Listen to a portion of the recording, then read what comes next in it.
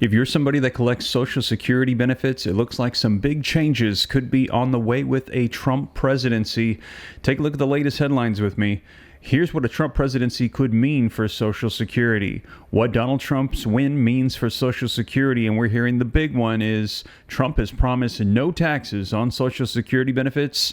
It's too soon to plan on that change, though, experts are saying. So I'm going to share with you the latest as we could be seeing increases in Social Security benefits across the board for everybody that collects these fixed income benefits, retirement, SSI, SSDI, anybody that collects these benefits. We're hearing there could be increases through the form of eliminating taxes on Social Security for recipients. And now we are hearing that that is possible, but there could be some issues because take a look at this, you guys.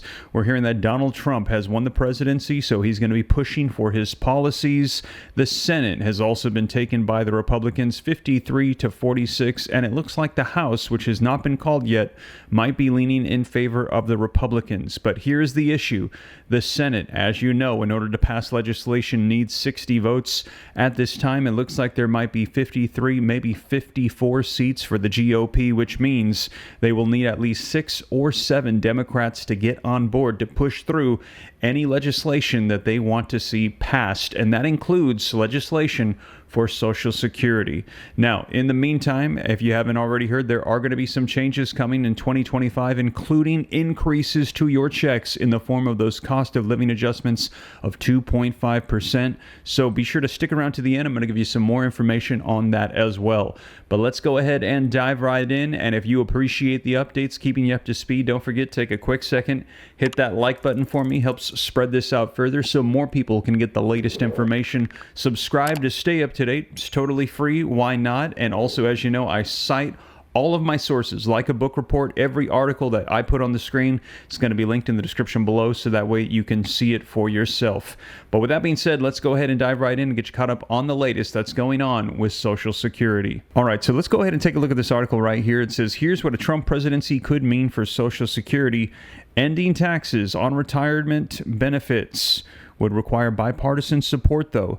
The plan would also worsen the Social Security's looming financial shortfall. As you know, we have a solvency issue with Social Security, and experts are saying don't expect the retirement system to change much under Donald Trump, and that is because, as I mentioned, we have got a Senate that is not a supermajority. Now, this article coming out a couple days ago, you can see November the 8th, 2024, and it says, Donald Trump vowed to end taxes on Social Security retirement benefits on the campaign trail. But as he heads into his second term, that promise could be hard to keep. You would have to have bipartisan buy-in to do that, and it's hard for me to imagine that happening, says Charles Blehus, a senior research strategist at the Mercatus Center at George Mason University, who specializes in Social Security. Today, individuals who earn above $25,000 may pay income tax on up to 50% of their Social Security retirement benefits. For seniors who earn above $34,000, up to 85% of benefits could be taxable. 9 states also collect taxes on Social Security, so in addition to the federal, 9 of them also charge on the state. Trump pledged to end those taxes at the federal level. Seniors should not pay taxes on Social Security, and they won't, he said at a July rally in Pennsylvania. Now, but that could be a tall order. Any changes to Social Security taxation structure, it would require 60 votes in the Senate, as I mentioned, meaning Republicans and Democrats. They would have to work together to make it happen, he pointed out. Even if retirees on both sides of the aisle support Trump's ideas, there's a major reason lawmakers are unlikely to, and that is Social Security's finances are in a dire strait. In roughly a decade, retirees could see their benefits slashed by 21% if Congress doesn't take action. Ending taxes on benefits, which accounts for 4% of the retirement program's income, would squeeze the program further. In other words, Trump probably needs to propose a plan that increases revenue before lawmakers will agree to slash the taxes. And I've shared this with you here on the channel. We have a solvency issue, roughly 8 to 12 years, maybe 10 years, and then Social Security will see across-the-board cuts.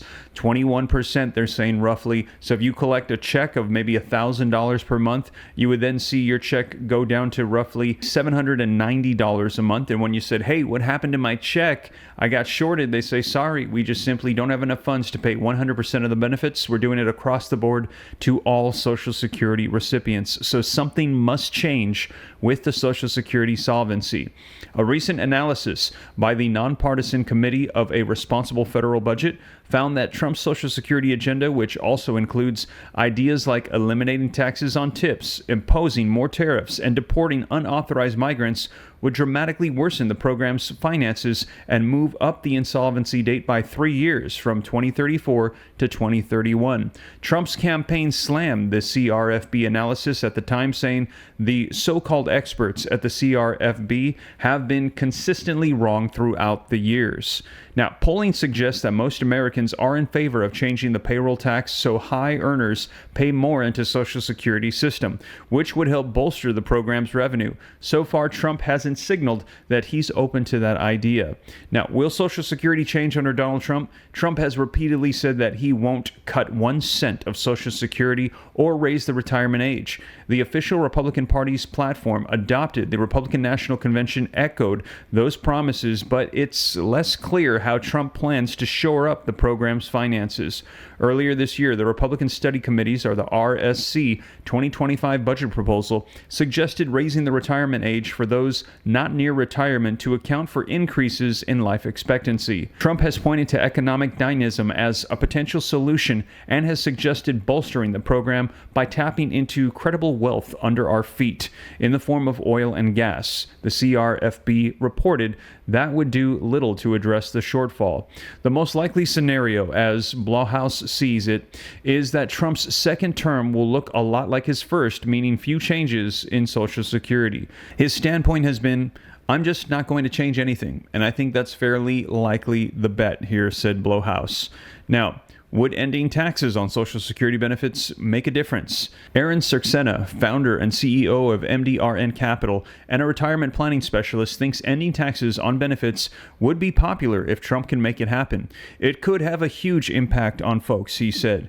A recent AARP survey suggests that a number of seniors who depend on Social Security could grow in the years ahead, with 20% of the adults 50 plus saying they have no retirement savings. To retirees, when they're getting taxed on Social Security payments out of the system, it feels like they're basically getting taxed twice on it. And we've heard this before, double taxation. Why is it that we're taxed when we put in and then taxed when we take out? Today, about 40% of Social Security recipients pay federal income taxes on their benefits, according to the Social Security Administration. That share has risen from 26% back in 1998 because of the exemption thresholds that don't go up with inflation, an example of so-called bracket creep. For now, Cirksena said that it is a bad idea to shift your retirement strategy based on potential changes down the road. Until things are actually enacted and they're set in stone, don't make any hard, concrete plans, he said. Now, as I mentioned, we have seen a red wave in 2024 with Donald Trump taking the presidency, Republicans taking the Senate, not by 60 though, so they're going to have to work with Democrats a little bit in the Senate, and it looks like they might be taking the House as well. That still might be up for grabs though, as the Democrats still could potentially get it, but we're going to see. Now, some things we do know for sure is that there are going to be some changes going into 2025 for Social Security, including that cost of living adjustment increase of 2.5%, along with several other changes as well. Now, I've covered this in detail for you here on the channel, and to get more information on that, be sure to check out this video right here next as I cover the details of what to expect in increases in checks and several other things as well. And like I said, I'll be sure to keep you up to date here on the channel so you know exactly what is going on. But that is the latest. Check out this video, smash the like button, subscribe to stay up to date, and I will catch you in the next one. Thank you so much for joining me. I'll keep you up to speed as things change with Social Security.